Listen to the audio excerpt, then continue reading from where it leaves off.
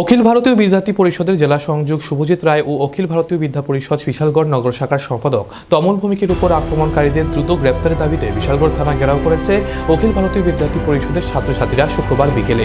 থানার মূল ফটকের সামনে বসে থানা থেকে কর্তব্য পালন করতে কোনো গাড়ি বের হতে দিচ্ছে না ছাত্রছাত্রীরা। তাদের দাবি দ্রুত দুষ্কৃতিকারীদের গ্রেপ্তার করতে হবে। দেখা যায় অবরোধ স্থানে পুলিশ প্রশাসনকে ধিক্কার জানিয়ে বর্তমান বিজেপি সরকারকে গদি ছড়ার হুঁশিয়ারি দেন ছাত্রছাত্রীরা। রাষ্ট্রীয় স্বয়ংসেবক সংঘের এই খণ্ড অখিল ভারতীয় বিদ্যার্থী পরিষদ বর্তমান বিজেপি সরকারকে গতি ছড়ার কথা শুনতে পেয়ে আটকে উঠল বিশালগড় বাজার ব্যবসায়ীরা। তীব্র উত্তেজনা ছড়িয়ে পড়ে বিশালগড় থানা চত্বর এলাকায়। তারপর এক প্রতিনিধি দল বিশালগড় থানার ওসি রঞ্জিত সেনকে দুষ্কৃতিকারীদের গ্রেপ্তার করার জন্য দুদিনের সময়সীমা বেঁধে দেন। গত পরশুদিন আমাদের সিপাহীজলা জেলা যে কোঅর্ডিনেটর আছে শুভজিৎ ভাই এবং আমার উপর কিছু দুষ্কৃতী এসে আত্মহত্যা আঘাত করে এবং শুভজিৎকে মাথা ফাটিয়ে দেয়।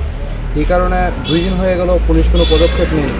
আমরা পুলিশের কাছে এসেছি যে যাতে দোষীদের যাতে সঠিক সাজা দেওয়া হয়। পুলিশ আশ্বাস দিয়েছে যে দুষ্কৃতিকারীদেরকে সঠিকভাবে সাজা দেবেন এবং উইদিন 14 days তারা ইনভেস্টিগেশন করছে। মানে সন্দেহমূলকভাবে অনেকে দেখেছে এর জন্য বলেছে।